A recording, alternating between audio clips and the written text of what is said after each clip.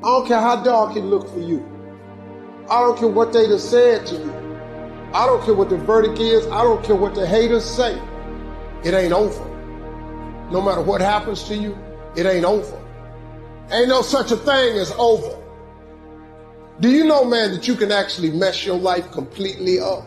You can jack it all the way up and you can turn around and get it right. Do you know that you can be divorced multiple times and still be okay? Do you understand that you cannot have a degree and still be just fine?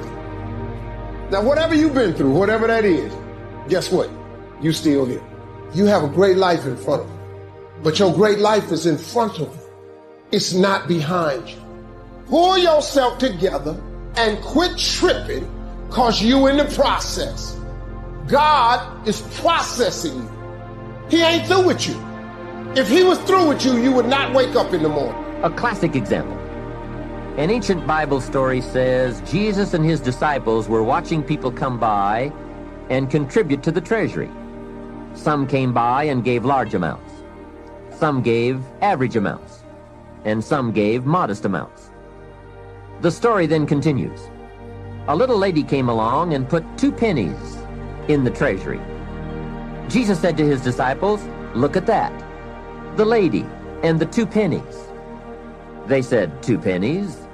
You give us this example out of all who made a contribution? 2 pennies?" He said, "You don't understand. She gave more than anyone else." They said, 2 pennies? More than anyone else? Some have given fortunes. He said, "You don't understand.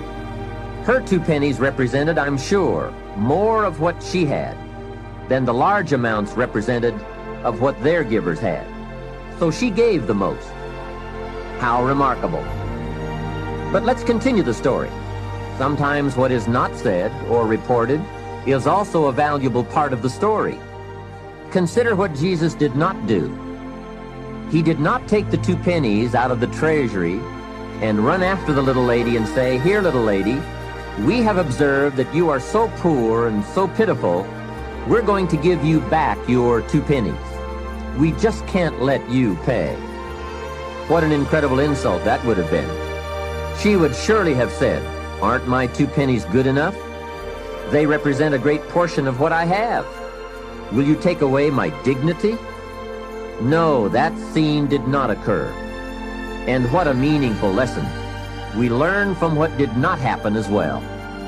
Let me give you the eloquence of silence, the eloquence of what was not reported but certainly must have been true.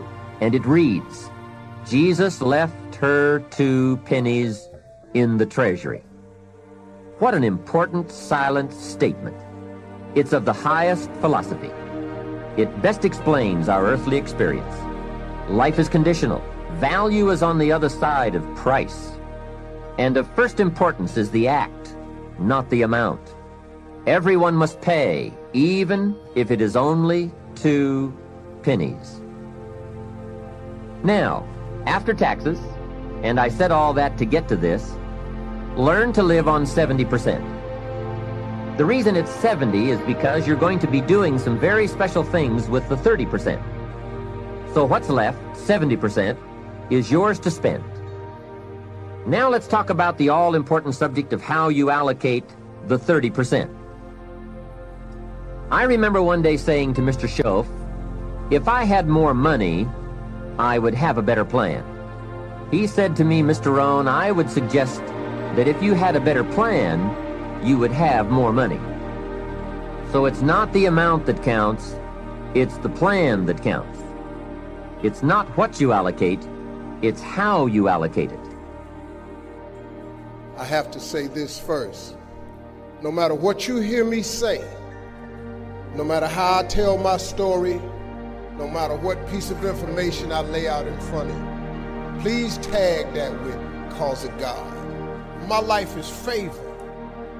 You know, Bishop Jakes told me one time, when you got favor on your life, no matter what you're thrown into, you're going to always rise to the top. I have been thrown into a lot, but because of favor and grace, I just keep showing up somehow, man, no matter what they do. And so all of this that I have is really because of the grace of God. Now, I'm going to tell you something. got to have a tremendous work ethic to be successful in here. In other words, and you can relate to this, you got to have a lot of dog. You really do, man, if you want to be successful, because it's going to be a lot of trying times. So you have to have a tremendous work ethic. But you got to have faith. Faith without works is dead. Albert Einstein said once, he said, imagination is everything. It's the preview to life's coming attractions. Everything you have, everything we have in this world, somebody imagined it. It's your imagination is tremendous. Somebody was sitting on the phone when they talking with the cord to the wall and said, man, I wish I could just go outside with this phone. Everybody in here got a cell phone. Somebody imagined that. Somebody got tired of riding in a wagon cross country from slavery to freedom. Somebody said, I wish we had something that made these wheels move by themselves. We drive cars. People got tired of driving from New York to LA. Somebody said, I wish we could fly. We got airplanes. Imagination is everything. It's the preview to life's coming attractions. When you're working on a dream, at some point in time, a transition takes place. And the transition is what you are becoming in pursuit of the dream.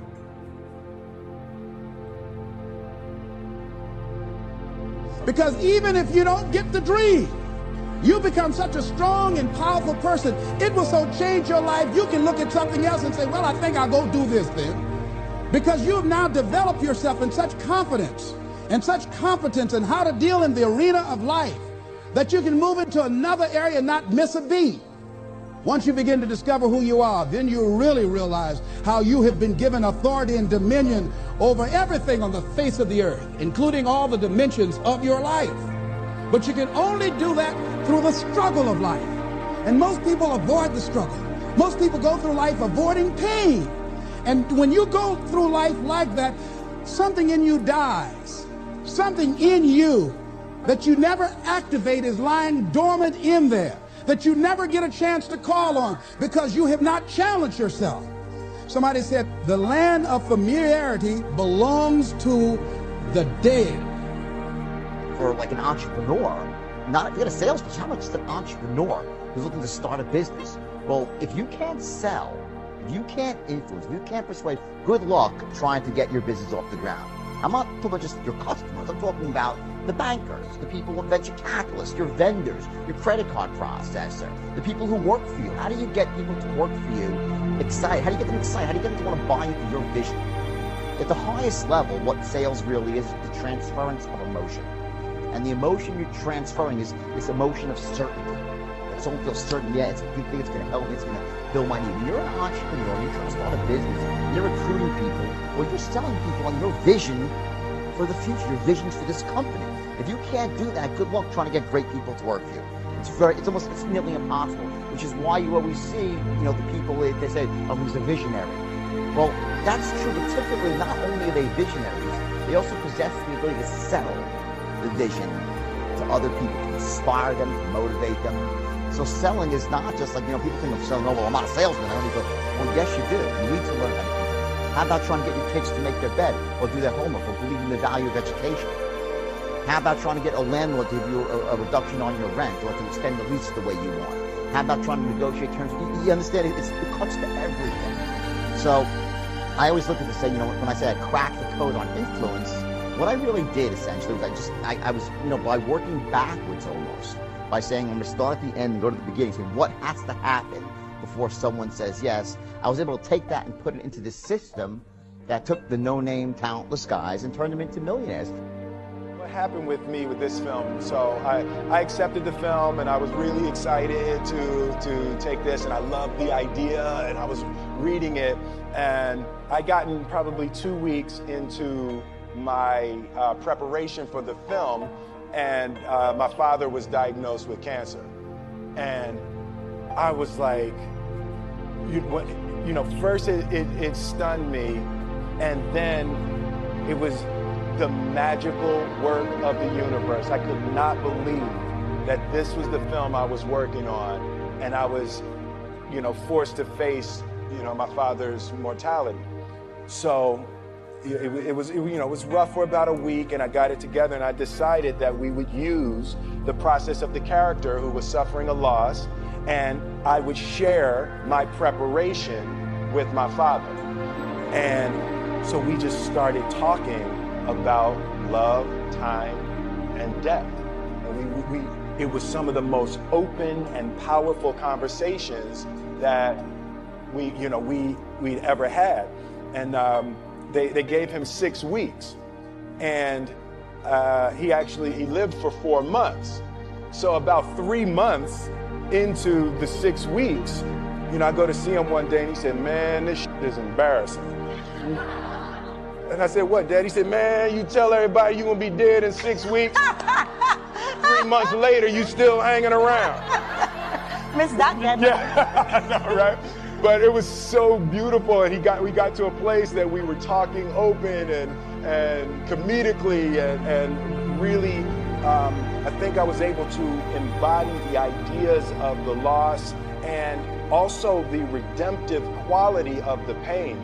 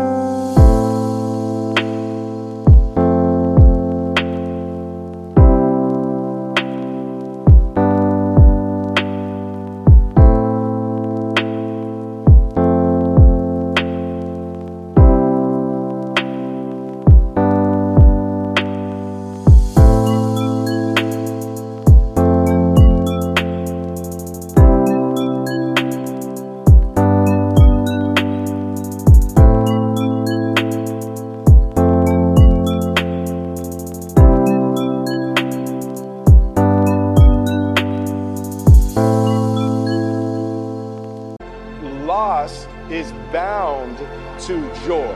Like pain and suffering are bound to joy.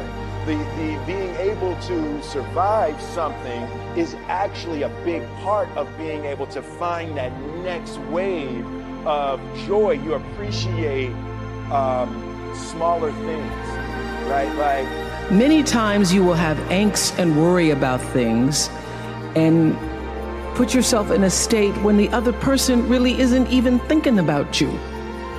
So learning that I could specifically determine for myself what the boundaries were for me, what I wanted to do, give my money, give my time, give of my service to who I wanted to give it to when I did, that I get to make that decision.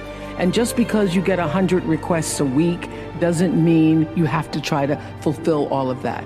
Just because you have all of these demands on your time and on you doesn't mean that you have to say yes. You get to decide because you're the master of your fate, the captain of your soul, as William Ernest Henley said in Invictus. And understanding that really changed the meaning of my life, in that I was no longer driven by what other people wanted me to do, but took charge of my own destiny, making choices based upon what do I feel is the next right move for me. And it made it in one generation. When we look at the wealthiest people in America today, Warren Buffett, Michael Dell, of course, Bill Gates, Paul Allen, and the Walton family, all first-generation multi-billionaires. We have a $12 trillion economy today that is growing at the rate of $500 to $600 billion a year, and all that money is going through somebody's fingers, and your job is to make sure it goes through yours and some of it sticks. Is that a good goal for today? And my job is to show you how to do it. The good news is that all the answers have been found. Self-made millionaires have been studied exhaustively. They've been analyzed. They've been interviewed by the hundreds of thousands and millions. And what we know is exactly who they are and what they do and how they think and how they tick and the decisions they make and the things that they do and they don't do. And the wonderful thing is this: if you do what other successful people do, you eventually get the same result that they do. Now, some people say, well, I started off without any money and I don't have any money now. Well, join the crowd. Nobody's got any money. Most people are broke up until their 40s and 50s. So if you're broke today, you're just one of the gang. The only question is, do you stay there? And the answer is no. Now, when I started off in this many years ago, I came from very poor beginnings. I did not graduate from high school. I finished in the half of the class that makes the top half possible. When I left school, I dropped out of high school. I could only get laboring jobs. I was told, by the way, if you don't get a good education, you won't do well in life. Don't get good grades, you won't get a good job. Don't go to college, you won't do well, and so on. And I believed that for a long time until I found there's hundreds of thousands, millions of people who dropped out of high school.